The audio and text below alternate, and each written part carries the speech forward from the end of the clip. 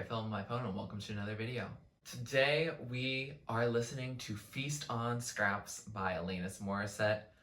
Several of you wanted me to continue my series of Alanis videos, and I'm very much happy to do so. I really have admired the work that I've gotten to listen to so far, and I can't wait to keep going.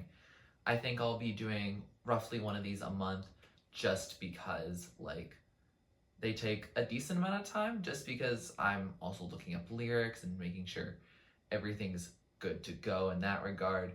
So I actually understand what I'm listening to, because her lyrics are very important. She has a lot of deep messages, and I don't want to say something that's completely fake and completely incorrect. But yes, it's been requested that I do a reaction to Feast on Scraps, and I'm really excited about this one because it's shorter in that the project's just 8 songs. Well, it's 9, including the Hands Clean Acoustic, which I'll listen to, but I won't rank because that was originally on Under Rug Swept. But I'm really excited about this one because every song is over 4 minutes. And if you've been with this channel for a while now, you may have noticed that I talk about songs being really short and too short often. So I'm glad each song is going to get the space to breathe on this album. It has also come to my attention that all the songs on Feast on Scraps is an extension of Under Rug Swept. Like, they were all songs that could have been on Under Rug Swept, but now they're on Feast on Scraps instead. And I don't know if it's going to be a lyric within the album that says Feast on Scraps, but I feel like this is kind of playful. She's like, these are songs that were scrapped and now you're gonna feast on them. And I think that's really cool. But anyways, let's get into it. Track number 1 is Fear of Bliss. Is that my speaker or is that Alanis? Oh, already feels like we're going to a much darker production. Oh, I like how that dropped. I've tried to be stunted? Interesting. My happy ending's prevented. She's stunting her choice for happiness. Oh my god. Oh. That chorus is so cathartic. Oh, I like that electric guitar right before going into this.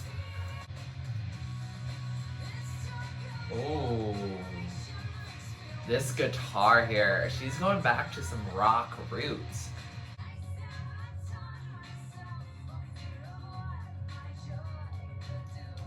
I sabotaged myself for what my joy could do.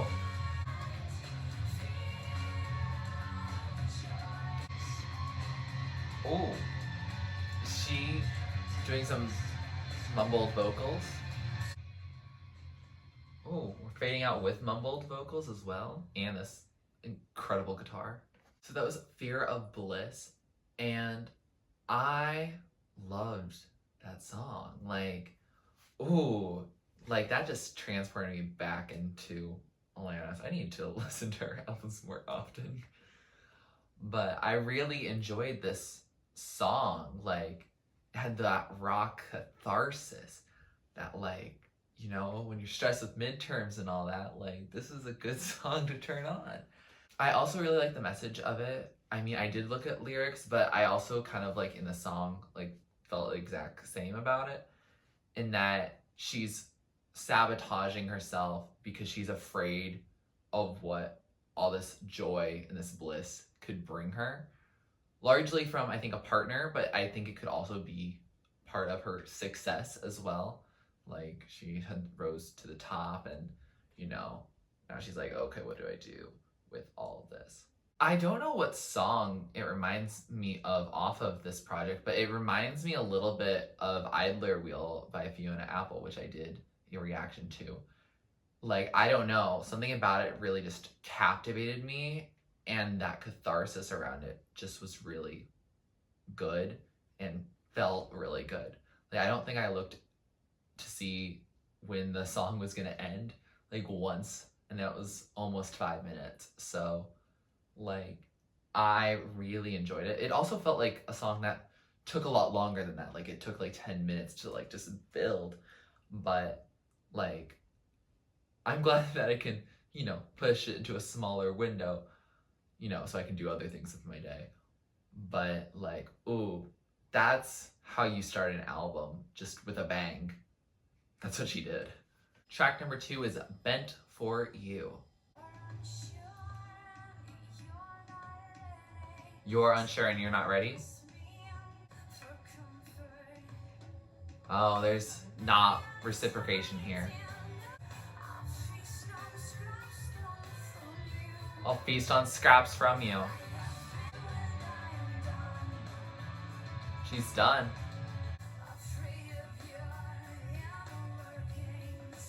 You're afraid of your inner workings? Period. This song makes me sway. I don't know why. Oh, I love these vibing fade outs. Like it just allows you to just sync with the song, So that was Bent for You. And I really like the message of the song. She's like, yo, I kept trying to change for you. I adjusted for you. I bent for you. I deprived myself for you. And I'm done. Like, period. However, she's also like, yeah, I'll be on the same road again. Oof.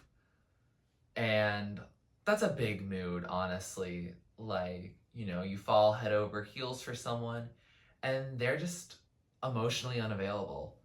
Or for one reason or another, like, it's just not gonna work out.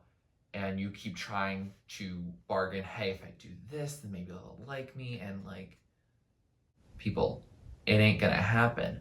But I like the chorus's simple message of, I've done this for you and I've done this for you, and she changes it each time, and I am done.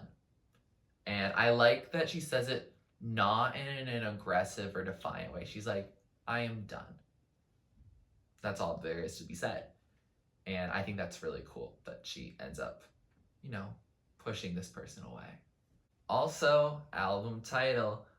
I know someone watches my videos just to see if I catch the album title, and for some reason I do. Like, eventually I might not, but like this one I did. I'll feast on scraps thrown from you. Like, that's just a vibe. Like, again, it's part of the past. It's very much, hey, I did all these things for you. Sure, I feasted on the scraps that you threw to me. But now I'm done. I have my own meal that I made myself, that I bought myself, because she is successful and she is that girl. And we just have to stand that growth. Maybe it's a cycle rather than a journey, but we'll support her regardless. All the Alanis fans are here for her. Track number 3 is Sorry to Myself. Okay, subtle introduction. This is still a pretty softer sound from her.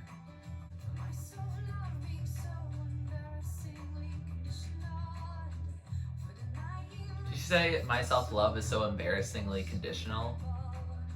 Oof.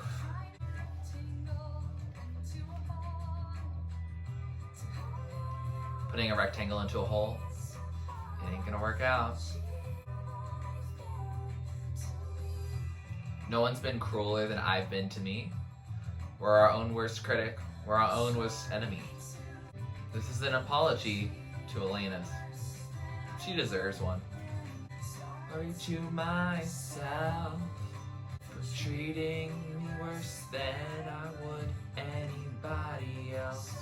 Again, I feel this sense of we can just jam out at the end of the song. It's not a super long jam session, it's just right. It's a Goldilocks feeling.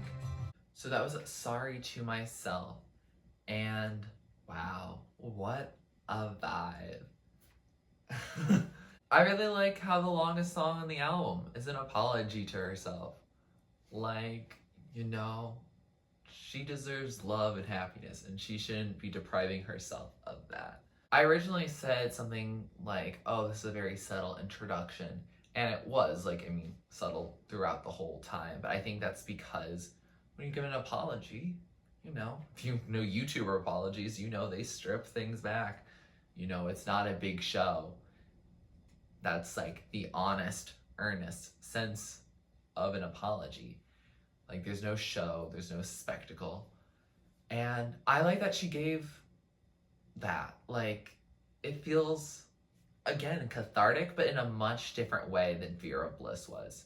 Fear of Bliss was very instrumentally, like, cathartic, whereas this one, like, is lyrically and just, like, chill guitar, you know, cathartic. Well, lines that stuck out to me after I read them was, and for denying me to make us compatible.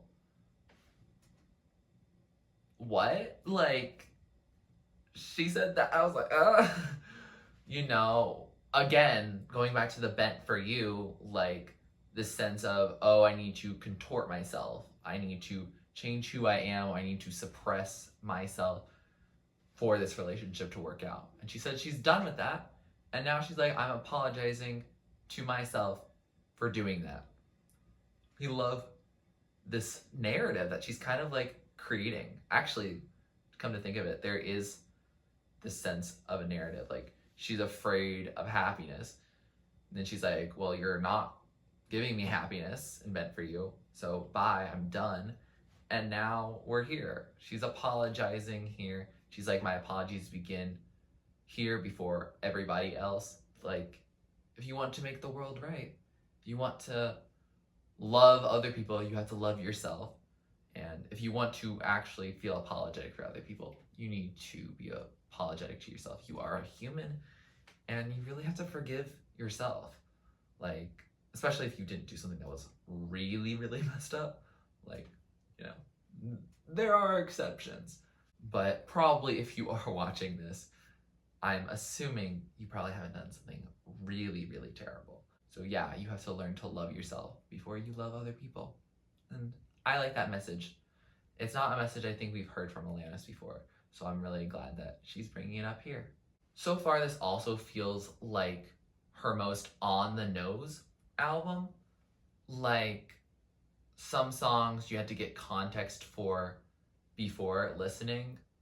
I think I would say for all three of the albums before this, as well as even in Such Pretty Forks in the Road.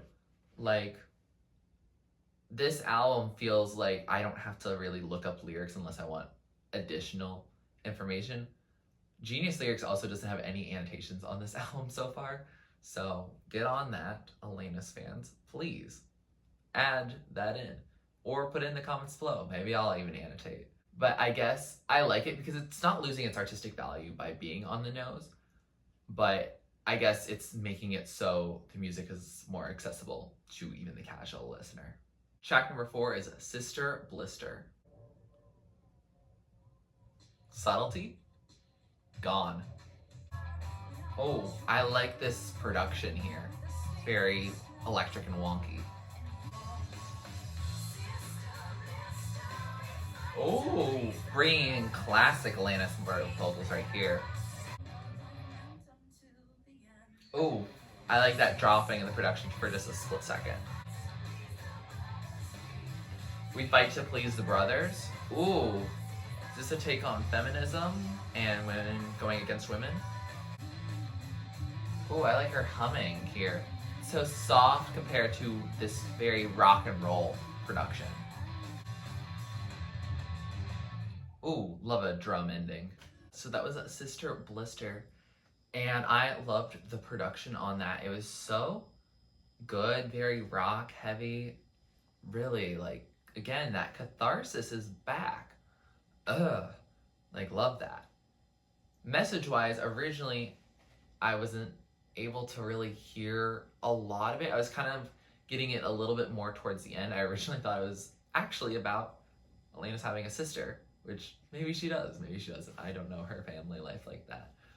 But now, after reading lyrics, it makes more sense that it would be about her and either women in general or a very specific woman that she's not naming right now, like the idea of fighting between women for men. And that could either be romantically or just for the approval of men. Like, I kind of think of it within the industry of, especially rock, which was very male dominated, like her being like, I want the approval of these men to let us into this club of these top rockers. And like, you know, like, first of all, she should have her own league that's better than all the others, but that's my personal belief. One line that really stuck out to me is, we may be not hugely anti-men, but such a cost to dishonor a sister. And I'm like, period. Like, you know, women, they all got crowns. Don't let a man try to tell you any different. Like, yes, very much enjoyed the song both production-wise, and while it was kind of hard to hear the lyrics and then also figure out what was going on, like originally, like I now have much more appreciation for it now that I've looked them up. The song breaks my streak of songs I didn't have to look up the lyrics for to understand what they were about. But in my defense, the production was just so big on it that I think it was a little bit more difficult. I think the lyrics, once you just read them, are pretty straightforward. Track number 5 is Offer. We're stripping back after that. Alanis.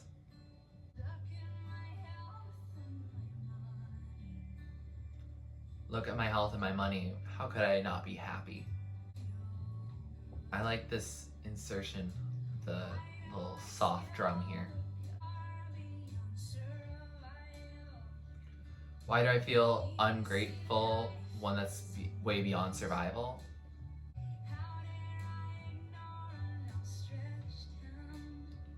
How dare I ignore an outstretched hand? Very chill and acoustic. So that was the Offer, and that was a nice, chill track. Like, definitely brings up themes I've heard in some songs. I'm not sure if they're from Alanis, but songs about, oh, like, I am so fortunate, but yet I still am not happy. I guess that kind of goes back to Would Not Come off of supposed former infatuation junkie. Like, I did all this stuff and still happiness would not come. Yeah, I think that's kind of where it is. She feels like she has to still offer so much to other people when she is still feeling very depleted on the inside. She's still looking beyond herself for happiness, where happiness unfortunately comes from the inside. And it's a struggle that I think we see Alanis have to struggle each album on. And it doesn't get old for me in terms of like, oh, it's not like, oh, it's just another Alanis song about her not being able to find happiness. Like, I'm not like that in any way. Like, at least it's brought us so many good songs from her, which that's what she was offering us, I guess. So, you know, she's like, I have this duty to offer, and, you know, I feel for her. At the same time, I'll take the scraps that you offer. They're not just scraps, they're like still full meals. In terms of actually enjoying the song, I feel like I'm going to have to listen to it more, and you'll see in my final ranking how it shakes out. You know, it's just a very chill song, so I didn't have a big emotional response to it, if that makes sense. Track number 6 is Unprodigal Daughter. I think I said that right. Why does production feel kind of happy? Oh my god. I'm heading for the west, Unprodigal Daughter. The production in the chorus is still making it hard for me to check the lyrics, like in Sister Blister. That was a quick shift into something more subtle. She's being defiant. She's like, You had no part in this. Like, I did this. I would invite you, but I'm busy being unimpressed. Ooh. Is this about her dad? Ooh. I like that guitar outro. That was Unprodigal Daughter, and I personally enjoyed the track. The production, love that.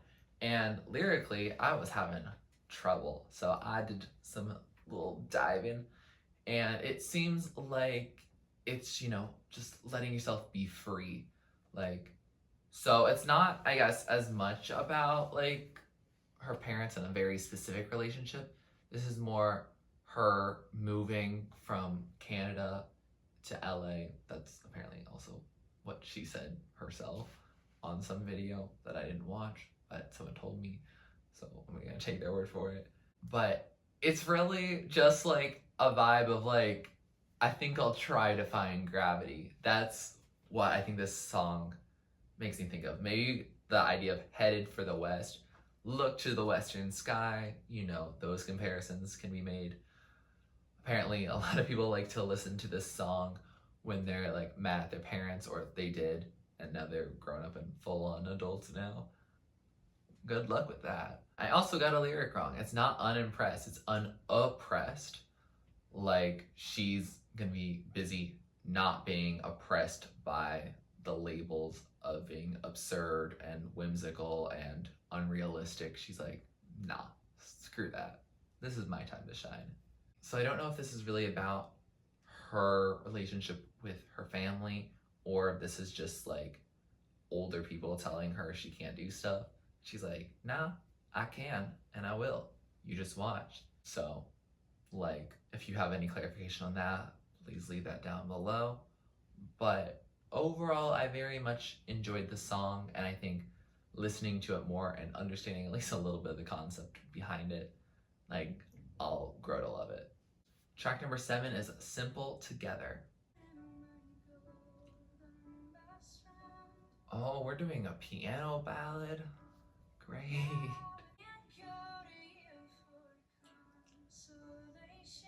I can't go to you for consolation. You're off limits during this transition.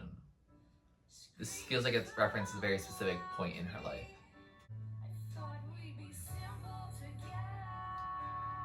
Thought we'd be simple together.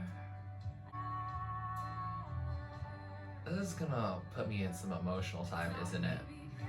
Thought we'd be precious together. Was it a precious illusion?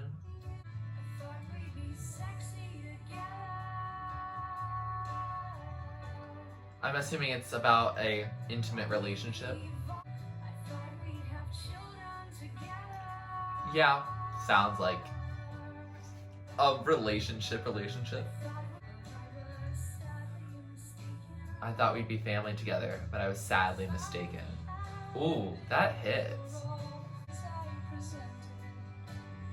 If I had a penny for all the possibilities I presented, I don't know why I like that line so much, but I do. Oh, I thought we'd be healing together. Alanis, stop. We'd be inspired together. Are they also a musician, the person she's talking about? Be flying, like the butterfly that's on the cover. So that was Simple Together. And wow, Alanis did not have to put me in my feels today. Like, I gotta write like a paper after this. I really enjoyed the track. At first I was like, okay, another subtle one, that's okay. I can get into it later. I got into it by the end of the song. Very much enjoyed it. Maybe because it's like a little relatable. I mean, not to the same extent, because like I'm in college, not really being in a serious relationship, so can't really relate to the notion of, oh, like I really thought we would have a family together. But at the same time, infatuation and just romance can make you feel like you're gonna be there forever. And so even in those instances, like, I like to jump to conclusions. And so, like that does hit. Like you're like, oh yeah, I thought we'd have these adventures together, and then they didn't happen, and it's really sad. But you know, at least we get a good Alanis song out of it. Yeah, I really enjoyed it. It's a longer song, and it didn't feel like that because I was just in my feels. Like this is definitely a song. Like if you have a breakup, listen to this song. Listen to You Ought to Know before that, and then then you can cry after you've screamed. Track number 8, last track before we get to the Hands Clean Acoustic, Purgatorying. She's really making up some good words here. Oh, are those some bongos?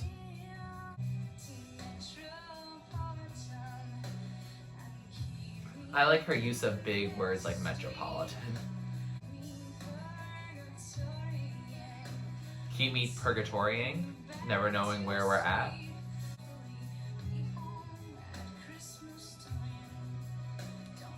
Please give my regards to my family. I'll be doubtfully home at Christmas time.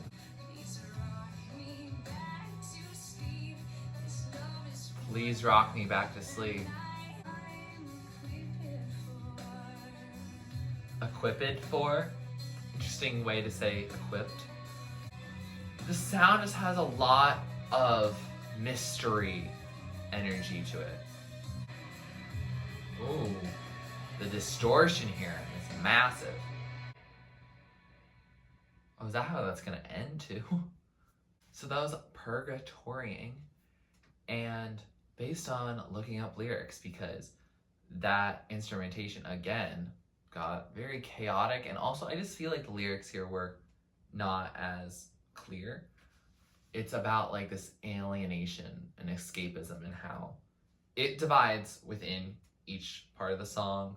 The first part's being about entertainment, how we escape through that. Second, how we escape through our work. I think that's when I was talking about the I doubt that I'll be home at Christmas timeline. And then escaping it through love and a relationship. And escaping from the journey of figuring out who we are. And I guess going back, tying with this album, like, stifling ourselves by other forms that feel very convenient, easier things to do than, self-discovery, self-reflection.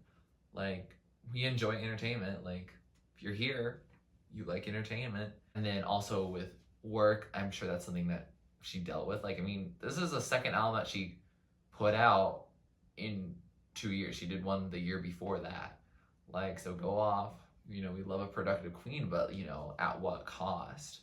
And then, again, the relationship, I think, ties back home because we keep having these recurring themes of Alanis changing herself or stifling her own energy and potential and just personality for another person. And I'm glad that she's recognizing that. By doing these escapist maneuvers, we are purgatorying through life, and we don't actually reach the heaven of actually figuring out who we are and what we want, and just being very grounded. It makes for a really interesting album closer, at least main album closer. I really am not counting Acoustic Hands Clean as the end of the album, just because it is an acoustic version that was on another album. But we're still gonna listen to it. With that, let's listen to Hands Clean Acoustic and see if there's any big differences between the original and here. Oh wow, this is like very acoustic. It's like just one guitar right now. Don't seem to mind the door to a few years later. No one knows except the both of us. And you wash your hands clean of this. Ugh. Hearing all the lyrics and knowing what they're saying, like, it's creepy. Under rug swept. Just make sure you don't tell on me, especially to members of your family. Finally a reminder that Alanis' voice is incredible.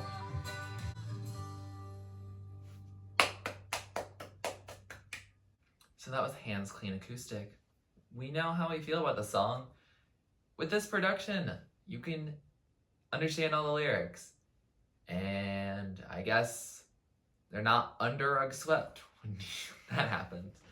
Like, I found it distinctly more creepy what the man was saying to her because I could hear all of it. Yikes. Her vocals are great and the instrumentation is lovely. But, you know, sometimes you want some production to disguise your lyrics in. And it's definitely a little jarring also hearing it because I don't feel like Hands Clean goes with Feast on Scraps, if that makes sense. With all that, we have finished this album, and I have to say I am so glad I listened to that. It's been a very big cathartic experience. I think I said that towards the beginning, and I'm still saying it now because I feel like we've gone through a journey, and it's been really good. I personally feel like Feast on Scraps is its own album, if that makes sense. I wish it was a little longer because of that, but you know, the songs are also long, so that was nice to also thoroughly enjoy. But I definitely feel like this is a distinct body of work. Like, some songs you could be like, oh yeah, I wish they had made the original cut, and like, I agree with you in that sense, but I feel like this feels like a different concept, if that makes sense. Like, I feel like before, with Under Rug Swept, it was a lot of, these are things that I've been meaning to say, but they were under rug swept. This album feels more defiant, if that makes sense. Like, she's very grounded here. She's not, like, as upset, I guess, if that makes sense. Like, she's defiant in the way that she's like, I'm done on Bent For You, or sister, like, we need to stick together, or I'm that unprodigal daughter, I am going to fly free. Like, that kind of sense, rather than you've washed your hands clean of this, but I haven't, and I'm still feeling those effects. Even production-wise, like, I feel like Precious Illusions is a song that I really enjoy on Under Rug Swept. And I guess it's this moment of realization regarding her past versus this feels more current. Like, this is how she's feeling now at the release of her album, rather than these are moments in time that I buried and now I'm bringing up, if that makes sense. I also think that this concept of feasting on scraps allows her to go in a lot more different directions. Like, there are moments of, you know, feminism. There are moments of entertainment, moments of relationship. And I think that's cool because then everyone should, in theory, enjoy some song off of this album. If you're a fan for her piano, Simple Together. If you're a fan of her harsh production, then Fear of Bliss and Unprodigal Daughter are your vibes. It definitely has this mix of these songs that are subtle and these songs that are really not subtle. And I like that. It definitely brings a balance. And because the album is only 8 songs that are new, it's not really something that makes it feel like, oh, it's just all over the place and inconsistent. Like, I think what's consistent is that sense of resolve. She's like, I'm resolving this. I'm sorry to myself. I'm done being bent for you. Like, these senses and these emotions feel very consistent within this body of work, and I think that ties all these loose ends together. But yeah, I thoroughly enjoyed this project, and I'm really excited to see where we go next. I know So-Called Chaos is next, and I've heard not as pleasant things about it, but I'm optimistic. I'm the type of person who likes Rebecca Black's Friday, so maybe my taste is a little off, you know? With that, here are my favorites. So top tier are the songs that stood out to me. These are the ones I'm going to hit play on. The second tier are songs that I like. I'll add them to my playlist. If they come on, I'll let them play. But I might not be, you know, as drawn to them. And then the bottom tier are songs that are just not really my thing. That doesn't mean they can't be your favorite song. That doesn't mean they're a bad song. It just means they're probably just not for me, and that's okay. If you like this video, please like it. Please comment down below. Would you like me to react or listen to you next? Please subscribe to my channel if you're not already and you'd like to be. And thanks for watching. This is TurtleStormer. Catch you later. It's storming turtles from out of the sky. Turtles don't need to know why. Just smile.